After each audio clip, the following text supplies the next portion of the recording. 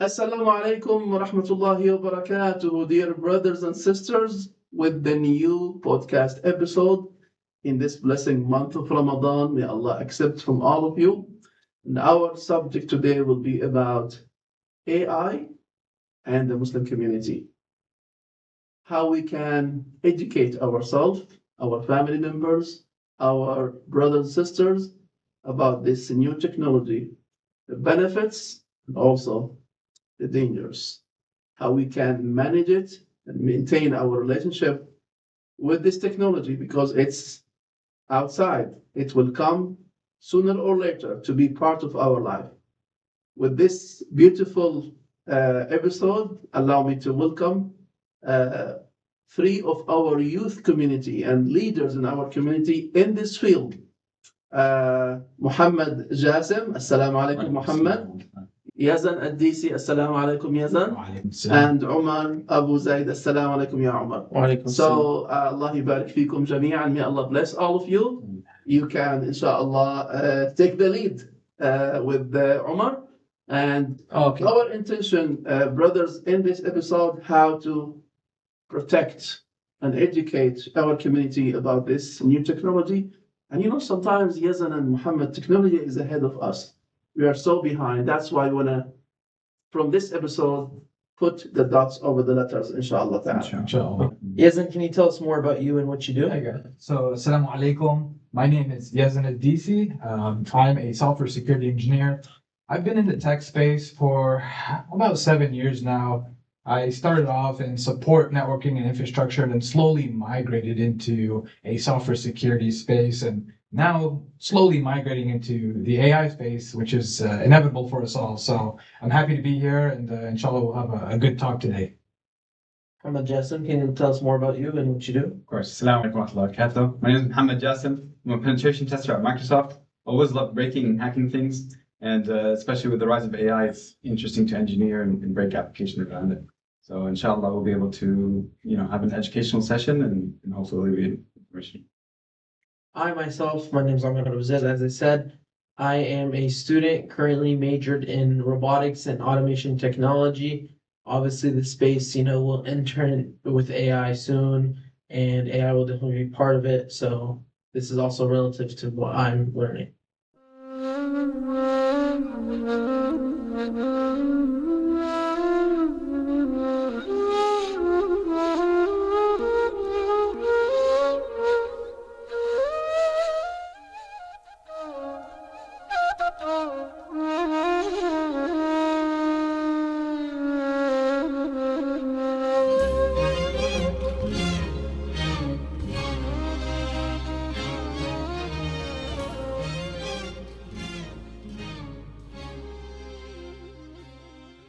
Start off the episode. I want to speak and get y'all's, your own definition of AI and what AI is to the outside world. Gotcha. Yeah, I mean, it's very interesting. How do we even think about this? What is AI? And the way I think about it is it's a really, really smart autocomplete engine, right?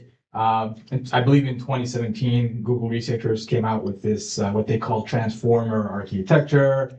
And what it looks at, don't think about it like Googling something or a encyclopedia. No, it's like it's really good at guessing things. So it takes chunks of data and looks at the probability of what is the next word, and it will use that to come up with some kind of result. What do you think? No, I think you put it pretty well. Yeah. It takes words, turns them into tokens, takes those tokens and tries to interpret. We see that even if you misspell or you don't sentence your structure correctly, it doesn't matter. It doesn't really affect the output as it's non-deterministic. But if you think about like modern day and what people's like thought process of AI is, it's a natural way to take natural language and get information from it. And the difference is, rather than Googling things, you have a model that's been trained on pre-existing data, which also has nowadays has access to even Google things and search things up for you. So whenever now you're taking natural language or what is the best flight path from Dallas to California if I want to go on a scenic route? And it might map out your highways. And you might take manual tasks and turn them into something more streamlined, something more natural. No, wonderfully put. Like, and really, that's what it is. One example is one way you can think about how AI works. It takes a vertex of words, and let's say you have the word kitten and the word cat. Those words are similar, and computers, they don't understand letters and words. No, they understand numbers and math. So when the computer or the algorithm, it will see that kitten and cat are closer together on the vertex of things, as opposed to maybe cat and orange. So when it tries to determine what's the next word that it's going to provide, it's going to say, oh, it's going to take the context of all the words, the attention of the words. So when you say the bank was closed because of the flooding, it's going to know, oh, in this case, bank is not physical bank where you go and you store your money. No, it's a bank of a river or something like that. So it uses these algorithmic determinations in the actual tokens, as you said, to know, oh, what we're talking about. So that's kind of a little bit of how it works. But simply put, for our community, it's an autocomplete system that's really, really good at guessing the next word. Yeah, for sure. And not just guessing the next word. I mean, you can, guess your next paragraphs, and they can write your entire book for you. Absolutely. Yeah, definitely.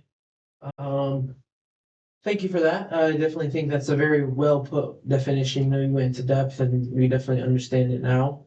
Now, where do y'all see where do you see AI going in the future, and where is it now? At what level is it now? Oh, okay. Did you want to go first? No, you're okay. good. All right. Okay. So I think we're in a very interesting phase with AI. We have been in what I like to call the chatbot phase of AI, where we're going into these well-known AI bots, Gemini, ChatGPT, and all the good stuff. And you type in your questions, and it gives you a response. Very easy, right? Request, a response.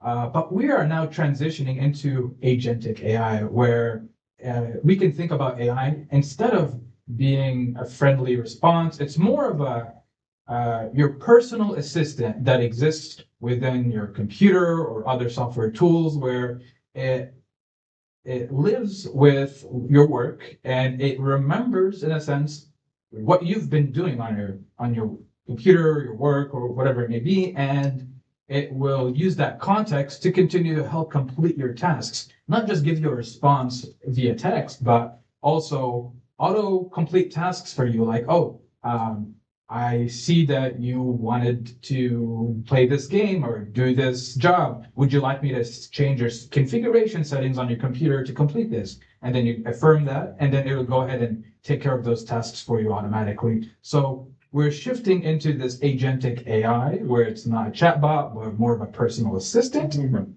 then we're also moving into a phase of, AI is going to be part of our robotic systems, and from there. And now, I definitely believe what you're saying, because we're definitely moving towards that, because any app you get on your computer, your phone, they all have integrated AI bots, AI chat, AI tools, like, Microsoft 365, Copilot.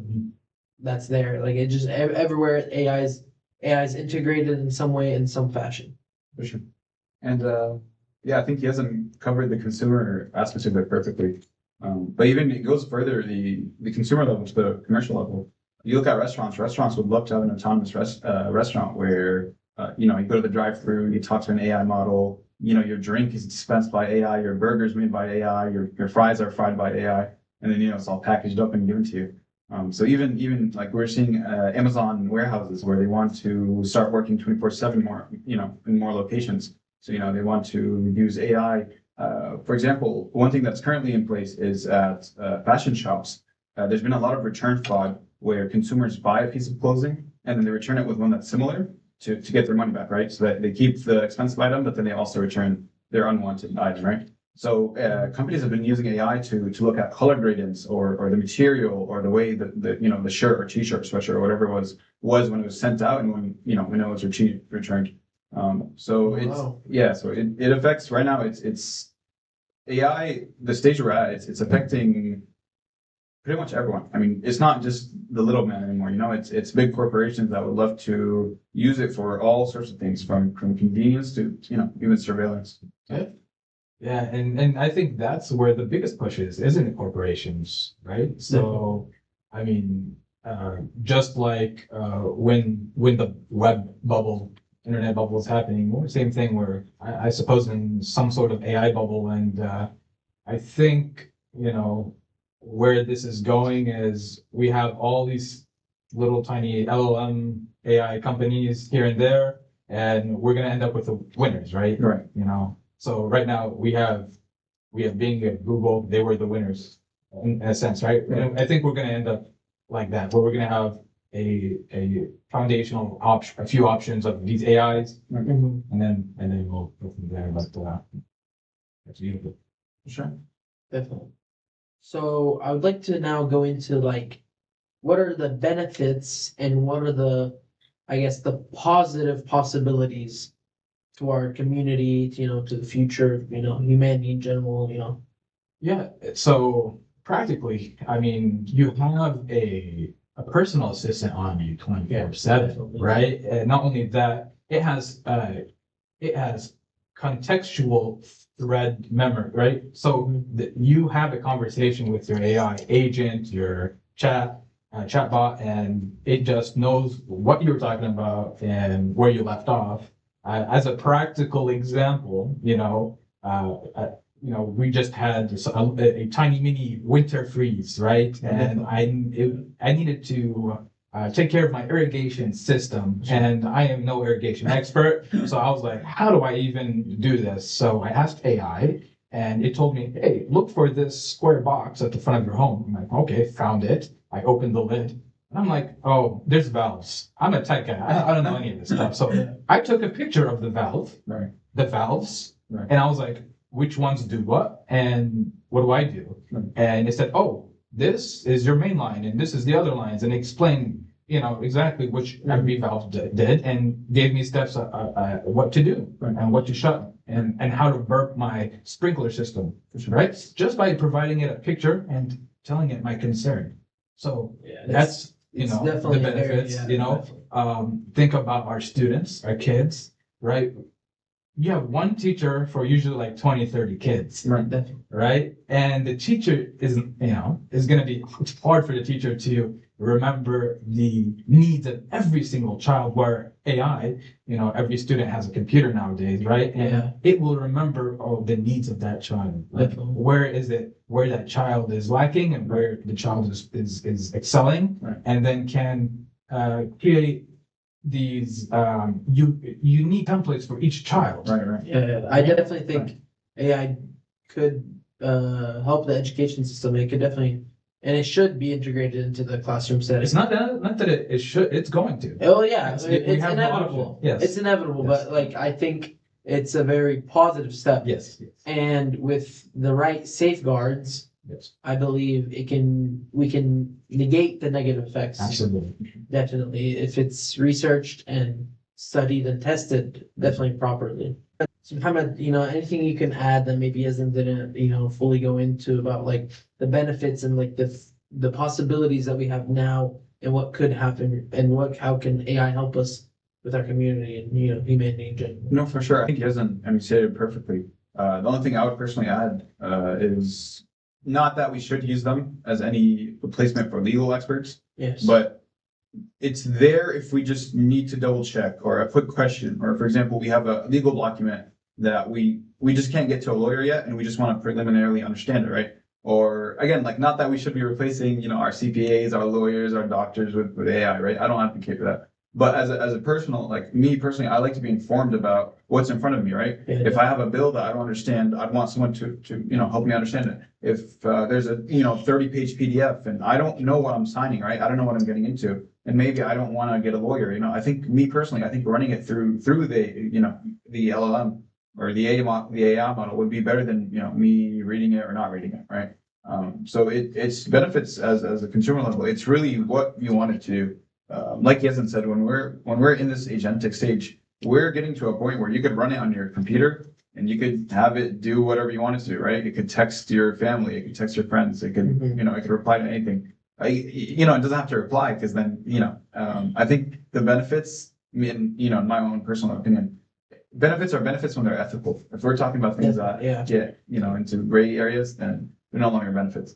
But to have that, like Yazan said again, just to have that AI agent who's your personal assistant, and maybe you have messages coming in, right? Maybe, your cousin or your aunt is telling you, on this date, we have a special event, right? It'd be nice for something to just take that and put it right in your calendar.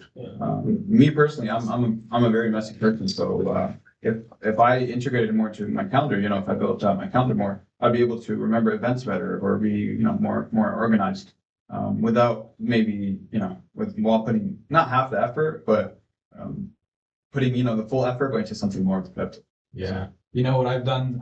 Sometimes I will take PDF versions of my bills and I will let, one AI, scan them, and I'll be like, hey, what's the difference like between last month and this month? Right. Why did my bill go up? These kind of things. It'll break it down for you. And then it'll help you see, like, find, mistakes for sure. Yeah. Definitely, it does the fine tuning that you might miss, with that stuff like that. I mean, even bank statements. Like I remember my parents would print out bank statements and then use a highlighter and then compare month to month. Like, why is this? Why was there more withdrawn from our account this month than last month? So to be able to, not that, okay, that's for later too. That we don't want to trust AI with also this data, but for simple tasks where we want to compare or comprehend or see what's in the stuff that we're signing without reading.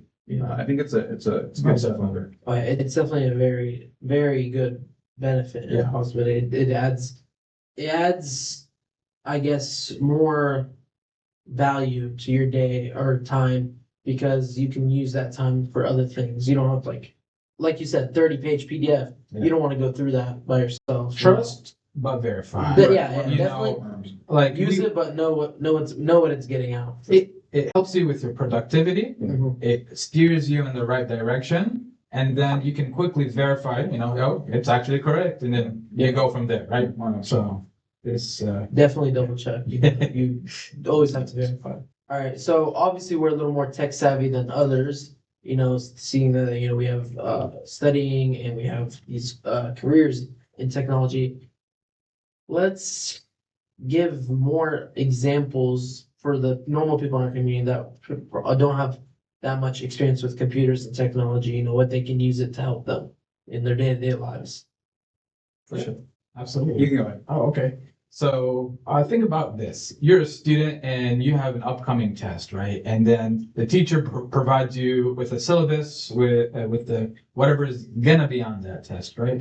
You can go to one of these AIs, ChatGPT or Gemini, and say, hey, I have a test coming up and these subjects are going to be on the test. Can you please create a study plan for me that I can follow so I can do well on my test? Or you can even upload, some of the material, the study material that's going to be on the test. Yeah, I've definitely done that. Yeah, and then be like, hey, I need to do well on this test. Can you create some kind of material for me or a template or a study plan that I can follow and hopefully do well on my test?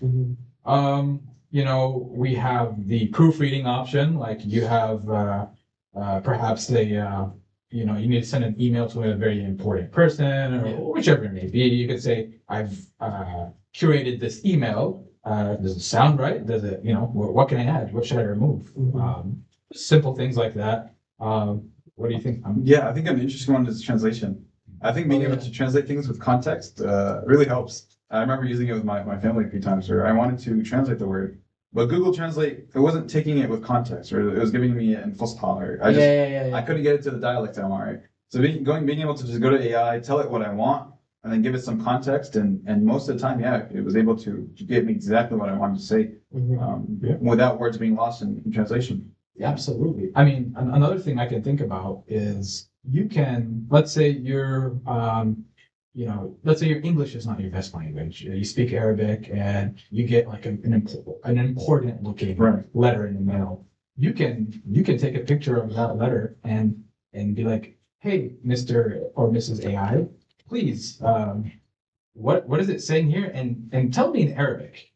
Tell me in Urdu, or tell me in Spanish, or whichever, right? And with that context, it'll be like, this is what's going on. And you can say, oh, okay, this is spam, this is actually important. For sure. Yeah, there's no reason to be uncomfortable anymore with, language barriers, dialect barriers, anything that, can stunt your day-to-day life. This AI can make it seamless and easier. Even stuff like live translation. I think. Oh yeah, definitely. Yeah, that's like Metas and AirPods. Now they have, you just speak naturally to someone, or you both have to pair it. But let's say I speak English and then he doesn't speak Spanish or Arabic, and I would speak my language, right? It would get translated. He doesn't would hear it in their language, and then he would speak in his language. It would get translated, and then that. So I know again, there's already features that exist like Google Translate. But the more we go on, the more like seamless it's beginning to be. Like if I'm wearing AirPods and Yazan's wearing AirPods, we could just pretty much hop on a call and and do that, rather than I remember it was like I hold the phone and then I put it in front of Yazan and then it translates and then it's not as real time. So we definitely went into the positives, the benefits, but obviously we cannot overlook the gray areas, those dangers, those risks, and there's definitely a lot of those with AI and a lot of concerns with people and how AI is doing stuff now and how it's going to go in the future. So if y'all have any examples of dangers and risks. Yeah, for sure. I think it really depends on the person and their tolerance of how private do I want to be. There's AI data that we're sharing, and there's AI data that we're involuntary sharing or just by default, right? Biggest one is like now across DFW airport, for example. There's TSA pre-check. It just takes a picture of your face and you're in. So it doesn't even scan your ID anymore, right? So that's of course used for facial recognition, right? Even when you're boarding the plane, sometimes they take a picture of your face, right? You could opt out, but usually we don't want to opt out, right? And that's the thing. It's so easy to do that. We just want to, take a picture of my face and let me in, rather than pulling out your passport and scanning your boarding. Yeah, for sure, right? And that we're giving up data for that ease of use. Right?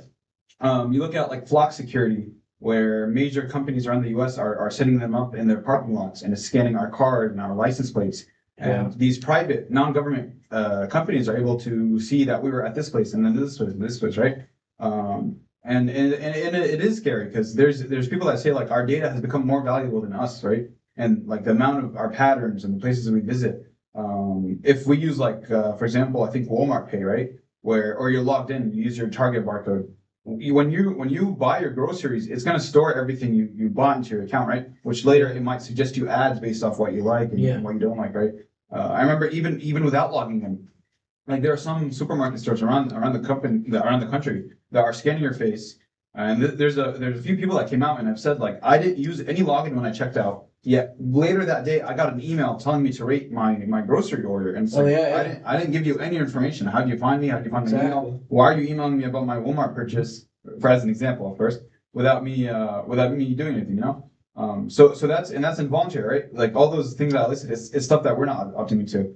And I think Yazan would be able to go into the personal ones, like we said that.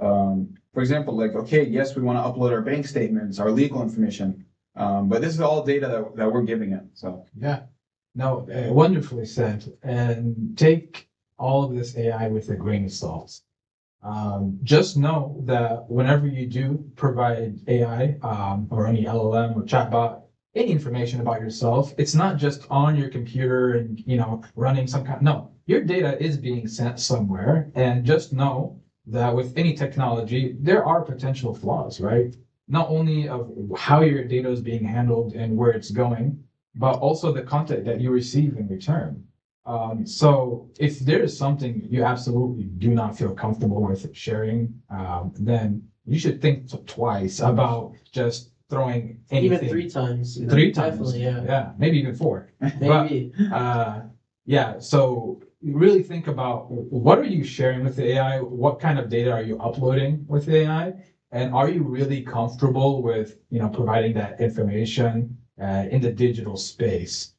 So just something to be aware of. And also, look at the information that it's giving you, right? So, like I said, take it with a grain of salt. 100%. And if something seems off, AI is flawed. It's not perfect. It will make mistakes. In the technical, world, they call it hallucinations, right? AI is designed in such a way to be what's the word I'm looking for? Like it goes back to memory. Not even memory, but Like how you said, persuasive. Right. yeah. AI is designed to be persuasive, Oh. and once it starts Yeah. a role on a certain context, then it wants to dive deep into that, and then it can hallucinate, and then perhaps make things up. Right. So yeah, definitely. Like I've had experience with that, where like you're telling it to stay on this path, it gives you the wrong answer. You correct it, but it still thinks that its answer was right, so it dives deep into that. yes, And it keeps, even if you're telling it, no, this is the information I'm trying to get, and it goes back to that, and then you're gonna need to start a new chat or something because it's confusing stuff, like you said, hallucination. Exactly. What I would say to the community is use AI as a resource, not the source. There. Okay? So you look at what you're reading and use common sense. Does it actually make sense? Sure. And before you take any real action, go out of your way and look at real resources that confirm what this AI is saying. Again, AI, in my opinion, is supposed to help with productivity and steer you in the right direction. For sure. So when we're talking about the subject of risks and dangers, take it with a grain of salt. It can make mistakes. Right. Be careful of what you're telling it and what kind of data you're uploading, and just take it from there. Yeah, I mean, just back to hallucinations too. I think hallucinations, there's a lot of reasons why it happens. Again, they're non-deterministic models, so you never know what it's going to say next. But like it could be the data is trained on, right? The second thing is these companies, they want the AI to please you. So sometimes the AI will be your yes man. You could tell it the earth is flat and they'll be like, yes, the earth is flat. You're so right. Because it wants to make you happy, right? It wants to make you feel like you're right. It wants to like support you and make you feel validated, and so that's the scary part, right? So sometimes like I personally tell it like, and I think me personally, there's a lot of reasons why a model might hallucinate. I think the like top three in my opinion, first one, it could be the data it's trained on, right? We don't know where this data is coming from. There's a lot of articles that say AI might be inherently racist just based off the data it was trained on, right? The second thing is the AI, the way it's sold nowadays, and like the agents that we're using, they're meant to please us. So they want to validate everything they say, like we're saying. They want to, like, you tell it the earth is flat. It's like, yes, the earth is flat. You tell it 1 + 1 = 3. It's like, yes, of course, you're so right. Right. So AI is somewhat becoming like our yes man, right? And we noticed that a lot with like ChatGPT versions that like the last version was pretty bad. Yeah. Like I felt like anything I told it would just want to agree with me, right? And then the third one, of course, is tokens, right? And like we said, we can think of tokens as words, right? And the more words there are, the more an AI model might struggle or just cut off context, right? So once you talk to it for a long enough time, the AI model might not remember what you were talking about originally, right? So even the responses that it might start giving you might be about something completely different. Yeah, exactly. And just to interject on that point and to reiterate that, again, these AI models take mass chunks of data, correlate words together, and then before it's deployed for use, there are teams of people who will test the AI and then tell it, this was a good response. No, this was a bad response. And this is behavioral training for the AI. Now, where might we attest to some biases in this process? I will leave that probably for the viewer to think about. But that may exist, right? And so think about that when we're talking about the risks of AI. And I don't know about you, but I've personally helped it train, right? Whenever, like, there was a point in time where ChatGPT would give you 2 responses and it would ask you which one do you like more, right? Yeah, So yeah. when you pick the one you like more, you're helping to train this model from like a public consumer perception, where most consumers like this response than this response, right? Yeah. Some might like longer, some might like shorter, right? So And just like you said with your second point, the yes man thing, it's very dangerous because the person using it may not be, let's say, educated enough to go double check. for sure. I believe there was a story about a kid that committed suicide because of what AI told him, 100%, right? And That was a true story, I believe. and like stuff like that, they're heavy and it's rough. Yeah. I think after that specific death, like most major public AI models came out and they make it now auto response to get help or to reach out to someone. Yeah. But it's sad because these systems fail, right? And if someone's Yeah. not all the way there, or they might not be educated enough, right? Or they might just be having like a terrible day, Yeah, they're in a bad spot, bad mental Right. state. and they're relying on it as their personal therapist, it might push them off the edge, you know? Yeah. So it's Definitely scary in that. It is, and you mentioned that, and like, what would I, since we're talking about risks and dangers, what should we say to parents, right? I mean, you have to understand that these models are being generated and created, by corporations and other companies that perhaps may not, they want to be politically correct, or perhaps in line with the values that are within their own demographic, right? Yeah. And so, like, for example, when we from an Islamic perspective, or from a religious perspective, or parents who want to raise their children in an Islamic way, risks and dangers. Just know that these models are trained on data, mostly behaviorally trained by companies that are appeasing to the general public, right? Yeah. Which, I mean, the majority of people are not Muslims, Right. At least in this side of the hemisphere. Yes, the West. And it's pretty bad. I think there's nothing to realize where most companies don't care about us, right? Yeah. I think without going too much into detail, like Grok on Twitter was one. At the beginning of the year, people were going under people's pictures and having Grok change the picture or modify it, or you can interpret what I'm saying with that. X's fix was to make it paid. So now they didn't fix it, but now you have to pay $8 a month, and then you could go to anyone's picture It's very and replace a red hat with a blue hat, or replace the shirt with a t-shirt, or so on. You could make it do anything. The best way to protect yourself is just don't put yourself out there. Now, I know that may be a hard ask, but the hard truth is, if your videos, if your pictures, if your audio is available online, a malicious actor, if they wanted to, they can take that data and do whatever they want. If your picture is available online, not only can they take your picture and create a prompt in an AI and do whatever, right? They can take your picture and turn it into a video if they wanted to, Right. Yeah. right? Right. Like, they can take still image models of you Right. and do whatever, Right. right? So it's up to you, the community, to decide, like, do I want to protect myself and my family and be a little bit more conservative and not just put ourselves out there? Yeah. Or, take that risk that, some madman is going to go out and come after you, your family, and just do Classmates, coworkers, nasty things. Yeah, you never. That's a great point. You just never know.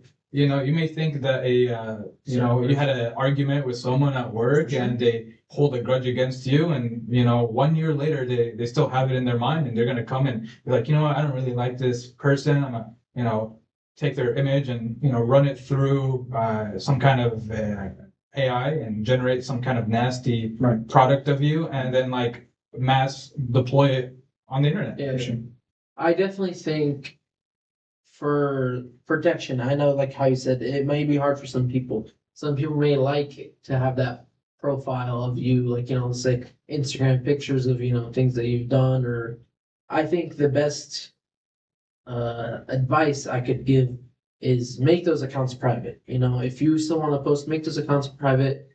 to where it filters those people that you're allowing in. Obviously, once you're a private account, the only way someone can follow and see your content is if you allow them into it.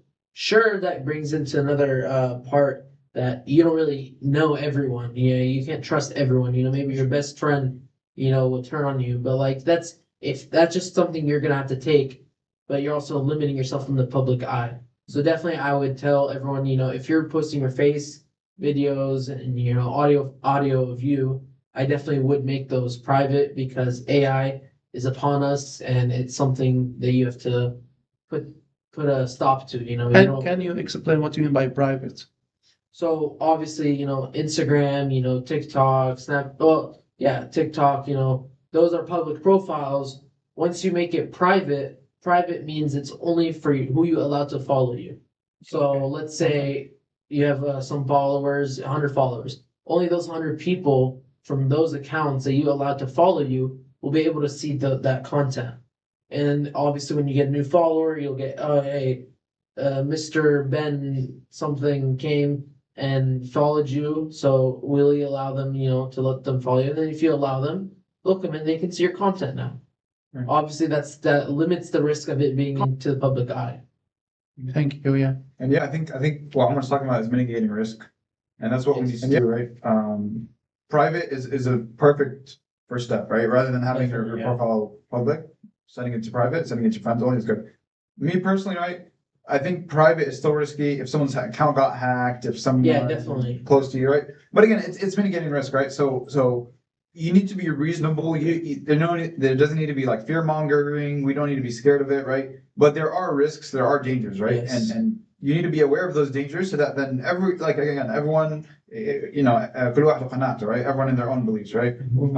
Or their own whatever they think is right and wrong, right? So some people might be like, oh, I don't even want to risk it, right? And some people might be like, oh, it's improbable that my family's pictures will be that. I'll keep posting my family's pictures, right? So it's important to put out the dangers, and then everyone makes their own decisions based off, what they believe. Exactly. And I just want to interject one point is that there are methods and tools out there to file perhaps like complaints or I believe, is it called a DCMA? It is. You can do takedowns. Most social media platforms will take down your pictures Yeah. if they're posted. But as in like law, it's yet to be regulated. It's yet to be regulated, but perhaps for parents or other members of our community, be vigilant and just know that it's a possibility and there are ways to take this stuff down. Can you explain what DCMA is? I'm not too. I don't Or exactly remember. Digital right, copyright, Yeah. millennium, Yeah. something. It's a way for you to be able to take down things that infringe on your rights and Exactly. intellectual property, so, et cetera. So the main point I'm trying to make is that don't think that if you do see something of yourself that's obviously not real, It's that's not the end of the online, world. Yeah. there are tools and methods for us to go ahead and start something to take it down, right? Yeah. Like the digital copyright money agreement. It's something like that. Yeah. But definitely the risk with that is, okay, the thing already came out. My image is already, messed up. Some people be like, oh yeah, it wasn't real, but some people will still believe you even if it gets taken down, you know? Sure. So it's still there. The risk is definitely still there. And that's for image. Oh, sorry. Go ahead. And that's for images. That's not even for voices, right? We look at voices. I mean, some people, again, these are the dangers. Everyone should make their own decisions. But some people have been taking down their voicemail, right? Because some scammers have been calling them, letting it go to voicemail, taking that voice clip of their voicemail, and then making a voice model from that person. So what they can do now is, for example, if they take like a son's voice, right? They could call the mom. And they could be like, Mom, I'm in trouble. Please send me money right now, right? Or Mom, I got in a car accident. Or Mom, the IRS, right? So they're real. Like these aren't fake. Like these are real scams, right? Where they're taking people's voices, right? Calling people out, right? And then scamming them for money. So one mitigation from that, right, is incoming calls can be spoofed. Outcoming, you're calling that person, right? So if you get a call from someone, right? And someone's panicked or you're not sure if that's your bank or that's the person, right? Hang up immediately and then call that person or call that bank and inquire them. Ask them, did you just call me right now? Is everything okay, right? Definitely. Because when you call them, it'll go straight to their phone. But when the call is incoming calls can be spoofed, which means I can call, Yazan's mom right now and make myself Yazan, right? Yeah.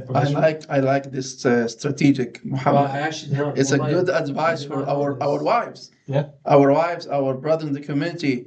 If your son called you and he is in danger and you are doubting that if he is the true person or not, hang, then call him again. Yes. That's what you say. For sure, yeah. Especially with voice, when it's just voice and no picture. Because right now, when what you know about AI, you see a video, this is weird. AI. 3D. You Yeah, can't tell. it's AI. Right When now, it's a but voice- not in 3 years from today. Yeah. But they're getting good. They're getting Yeah, good. And, There's some that are crazy. and Good. it's happened to me. Like I've gotten a call from some random number, right?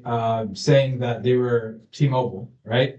But when you reverse search the number, Right. it tracks back to, I think it was like a karate school or Right. something in Allen. Yeah, I actually have been because Yeah. I recently uploaded my business. I've made a Google thing for my own business, and I've been getting calls, and it'll label it as Bank of America, Yeah. Medical Richardson, Medical City, and I would be like, why are they calling me? I mean, I know they're scammers, but And so it's happening. I think a good term for maybe our community members to look up is the idea of social engineering. Mhm. And sometimes these people will not only mimic, another person's voice, but call you to take your voice. Right. Yeah. And as much information as possible. 100%. Right?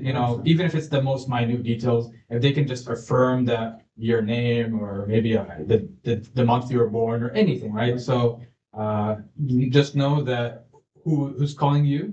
If it seems suspicious, it probably is not them. Right. Like you said, Right. hang up, call them, and verify. And going back real quick to pictures online, right? That reminds me, I mean, talking about data, there's a search engine out there where you could search for people using their eyes. So if I take a picture of you right now, it will search through all pictures available online Yeah. or whatever data they Using have. your retina. Using not your retina, but like the actual Yeah. outline of your eyes and the way your face is, right? And then if it finds matches, right, it'll find them that person's profile. In that person's profile, they could find their name. From their name, they could find their address. From their address, they can find their phone number. Now they have enough information to call you and act like I'm your son, I'm your daughter, I'm your bank, right? So it's important that if we're getting these calls where we're not trusting who they are or they don't sound legit, again, there's times where you're getting a call, you Google the number's your bank, right? But that call might not be from your bank. So the best thing to do is hang up, call the number on the back of your credit card, Google for your bank's phone number, call that number and verify that. Did you guys just call me? Is my account okay, et cetera, right? Perfect. Mhm. Yes. I definitely think that kind of wraps up most of the dangers and there is obviously with this up and coming. I believe dangers and risks are a lot higher than what's it called the positives right now. Inshallah, that will change to where it's more positive, more mitigation and safeguards. So I want to go more into I know you talked about like what it means for parents. I want to go more in like what does it mean for kids, our little kids in our community, and how it affects their education. If anyone would like to go ahead. Yeah, absolutely. And so kids are very involved with the latest technology. all Of the course, time. yeah. If you look, online or wherever, you see a lot of these kids are hooked on their tablets and their phones and everything. And just as, the internet, the browser, the web is part of technology and it's just a default truth of having any kind of technology these days, Yeah. AI is starting to become part of that. So just know that with your kids, if you give them a tablet, a phone, or whatever piece of tech, by default, this tech is going to start having this AI. And integrated. Integrated into it, and so they will have that capabilities. So this is why it's important to understand why or what AI is and how it works, because your kids are going to have access to it. And they probably already do. Yeah.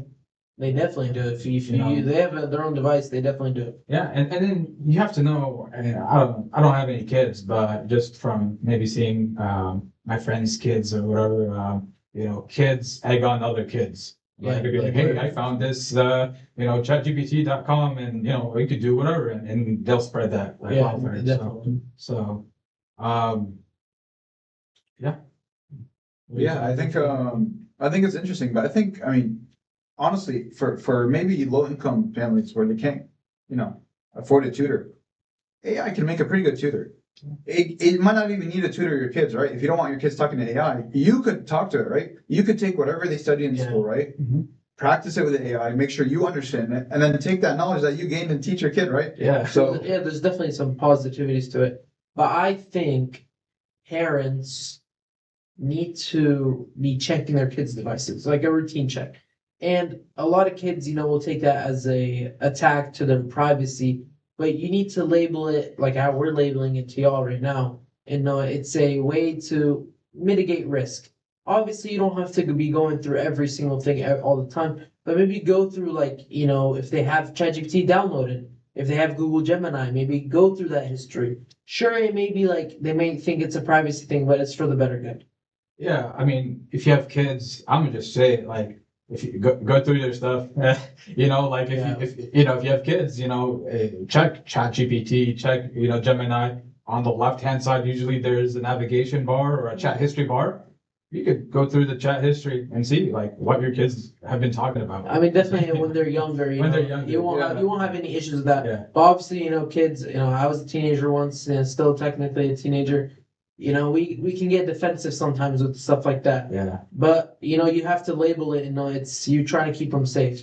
Yeah. Definitely with younger kids, you probably won't have that issue, but definitely. In my opinion, I think maybe it's until maybe until puberty, and then I will leave it at the discretion of the parents. Each parent is different, but just know that option is available, right? Yeah. It's that a lot, and by the way, I mean, they could as easily delete them.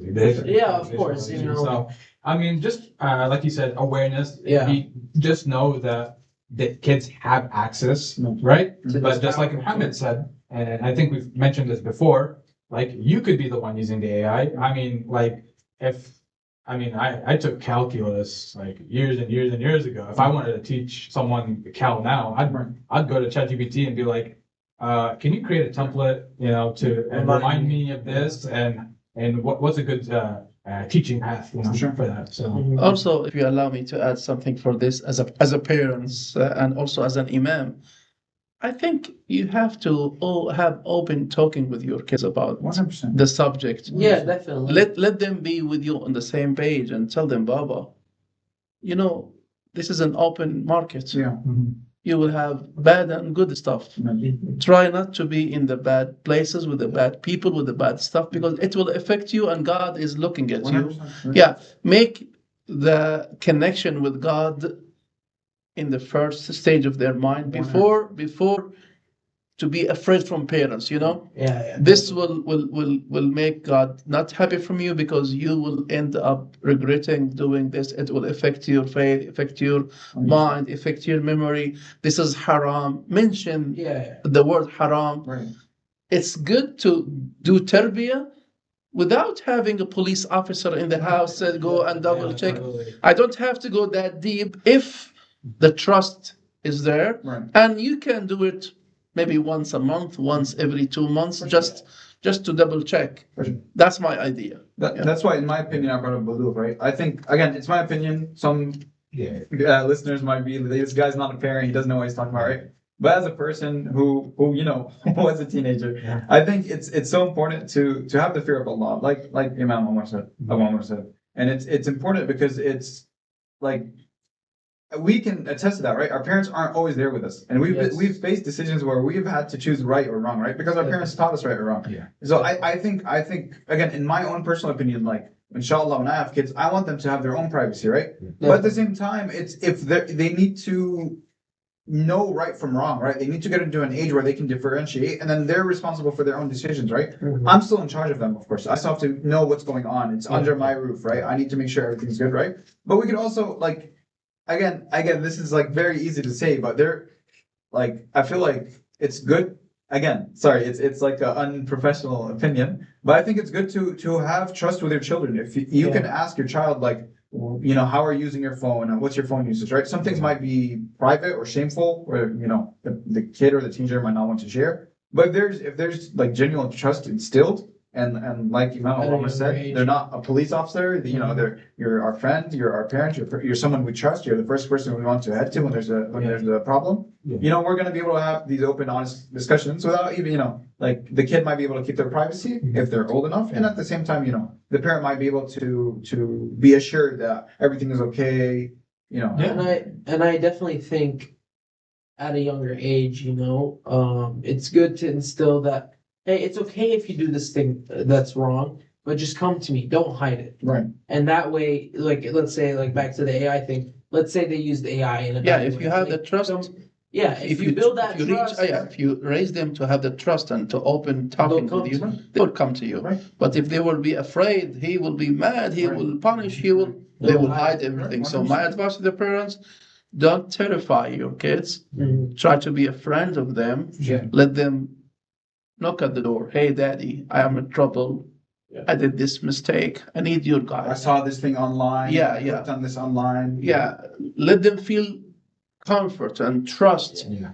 and they will be protected, For sure. not punished. I think there's this notion, you know, like a little joke, you know, meme about, you know, like immigrant parents, you know, they're a little harsh on kids, you know, and it may be true, maybe not, but I definitely think you as a parent should work in your household to minimize that thought, minimize that barrier in order to build that trust and, you know, protect your family. Yeah, and you know, a big part of that is understanding what's going on, right? Yeah. So Communication. but also as a parent, you need to know what's going on with the world, right? So with all of this AI that's coming out, I think, you know, our community members should, especially the parents, understand what AI is. Yeah, So when they're yeah. talking to their kids, right? You know, their kids are gonna be like, "Oh, you just don't understand mom or dad or whatever," If right? anything, let them watch this with you. You know, just so understand the capabilities of AI and what, you know, the possibilities that your kids can do with that is. And when you understand it, then you can have clear communication with your children, and then you can establish that trust, and it just makes things so much smoother, you know? Right. Like, you know, the trope is like, يلا تاكل يا اما هذا is an online game بقدرش I can't pause it, you know what I'm saying? Yeah, and, you know, some parents, you know, will understand that, like, oh, it's an online game, you know, so I can't pause it. Just come. يلا مش مشكلة. No, it's Yeah. So when both parties like understand, Yes. what is this even going on, then communication's easier, trust can be established, Communication, understanding, and and we can go from there. Yeah.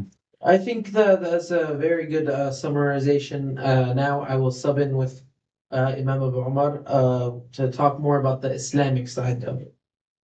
We use AI as a badil for any fiqh online, or, you know, asking Imam. It's so easy for me to just pull out my phone and ask my AI questions about Islam. So would you recommend me to do that? Should I not do that? I do recommend to go online and do the research and educate yourself, but at the end you have to double check with your teacher, with your imam, with your scholar, local alim, because, you know, information in the media online, it's like a market. Everybody can put sure. his product to sell, but you don't know if this product is authentic or not authentic. That's why after you do the research, text your imam, call your imam, send the link to your imam, or your teacher in the school, the one that you trust.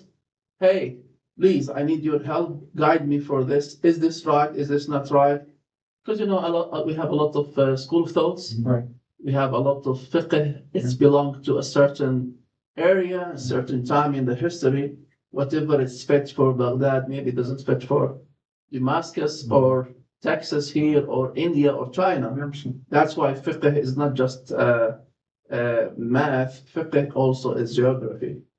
Clear, inshallah, Muhammad. So I do agree you have to use this tool or those tools that are available to make our life easier, but double check with your imam and your teachers. It's you know, as a teacher,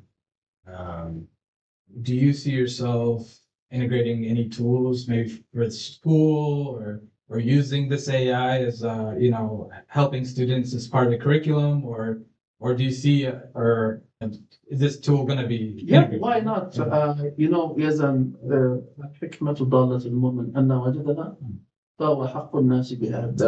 The right and the wisdom is our target. Wherever you find it, you go and use it. Am I right? Right. So I'm advising everybody to use the technology, but in the right way, with the right people, with the right person.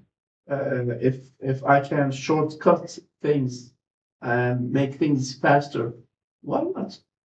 Like what we said one time, me and Muhammad, work smarter, not harder. Am I right? So why not? But as I said, this is a machine. AI is at the end is a machine.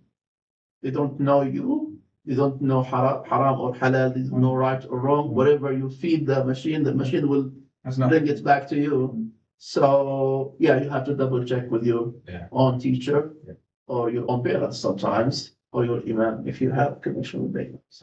It is possible to give the AI more strict instructions with prompting, and a good point was brought up where maybe a Salafi or Hanafi or different schools of thoughts, they have some things that are not aligned, right? And so I think in the future with agentic AI, it may be more accessible for these tools to be uniquely customized to follow exactly what we're looking for. So, Yeah, I wish that sometime we have the upper hand to have our own rules to benefit out of those online and AI and websites that to be fit for our needs in a certain level or certain school of thought or certain even methods of education. Why not? At the end, as I told you, it's like a gift. Wallah, it's a gift from God subhanahu wa ta'ala. This morning, for example, we had a class on Zoom. I had people, they joined us from England, from all states, Middle East, and they were learning with us while I'm here in this office. So it's a blessing. So you have to know how to use it. And if you can use it to shortcut things, why not? Right. As we said all the time, be smart and use your mind to benefit. This is how we should be as Muslims. Yeah, and ask it to show it your source, right? If it gives you an answer. Yeah, وَقُلْ رَبِّ زِدْنِي عِلْمًا. Increase your knowledge, as you said, right. to know what's going on, Right. how we can benefit out of it to the max. Right. Why not? Yeah, alhamdulillah. Hikmah, right? Even though it's an AI, Sure. it still have some form of reason, right? Alhamdulillah, it's not to our level. Absolutely, we are the ummah of knowledge, the ummah of ilm. Yeah. But we can ask it, like, why are you saying? Well, you shouldn't be asking it. In my opinion, you shouldn't be asking it halal and haram, right? But if you ask it for something, ask it like, why do you answer like this? Is there a hadith that influenced you to answer like this? Is there an ayah? Can you help me phrase my question so that when I go to the imam, I know what I'm asking about, I know how to inquire. Perfect. So at the end, as I said, to make things short, AI at the end is a machine. Whatever you feed the machine will bring it back to you. Take whatever you want from the AI and online websites, then go and double check with your AI. Because he will give you more light why the AI gave you this answer, Muhammad. Because the way that you ask the question is how it will reflect to the information on the AI or those machines. Right. But the humans, we can filter everything and make it fit for your case, in your place, in your city, in your age. Maybe an imam will be more honest with you too, Because when AI, Absolutely, because he will give you whatever you need, like the doctor. Right. Doctor will give you the medicine according to your what? Right. Your Your disease. sickness, right? Yeah, He knows what whatever your needs, your right? body Yeah. needs. Yeah. Yeah. But whenever you're asking it, right, it might want to please you. So maybe you did something wrong, or you asked it in a way where it wants to tell you, no, you're not wrong, right? Or you didn't make a mistake, or what you did was halal. Yeah. Because the way you worded your question, right, the AI wants to please you, like we said. The current models that we're using, they want to be helpful. They want to be maybe even yes men to us, right? The AI is a plethora of knowledge, but it's spiritually hollow. Right. You still need to go to your imam to get that spiritual guidance. It's not going to just understand the needs of the human spirit. 100%. So when it answers you in such a way, you know, like I said from before, take it with a grain of salt, go to your imam and verify, and don't get lazy. We're gonna get trapped with all of this technology, and you can get hooked on it, and you can just, you know, AI all day, chat, right? But, you know, at the end of the day, it is our duty as Muslims to read the Quran, study Islam, Absolutely. the traditional way, how we've always been studying it. You know, But your area. Yes. Don't ask somebody in China to give you fatwa for the one in Texas. Mm. You have to ask the local imams, local scholars, that they know the environment and the needs of the community, Yeah. so they can give you the answer.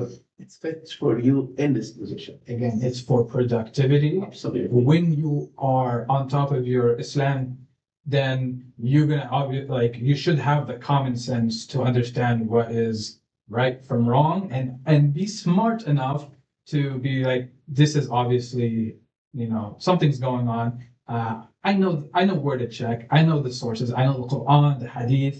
I know at least I can go to the Imam and ask this question. So I think just like anything, you know, when the internet first came out, you could obviously tell like what's a, you know, made up image, or what's not real, what's fake, or because you're smart enough, because you have a dedicated amount of education that you already have, right? So yeah.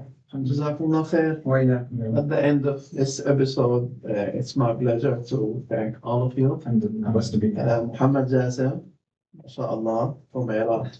I love Iraq. And Brother Yazan DC from Jordan, Palestine. May Allah bless all of you, and also from Jordan. May Allah bless all of you. It was a beautiful episode, and happy Ramadan. May Allah accept your siyam and your qiyam. And our intention from this episode is, wallahi, to educate ourselves, our parents, to be aware of what's going on around you, and to use it in a very secure way, inshallah ta'ala, and to protect your own identity, your own family members, your kids from the danger of this technology. Jazakallah khair, barakallah fikum. Assalamu alaikum wa rahmatullahi wa barakatuh. Hopefully y'all found this. No, it was great. Oh, okay. Thank you for coming. Yeah. Thank you. حبيبي. Thank you. والأمة فيك يظهر عدلك طيب ريح عنبر فبفاروق كنا نظفر بجنان فبعهده نفخر فأي عزم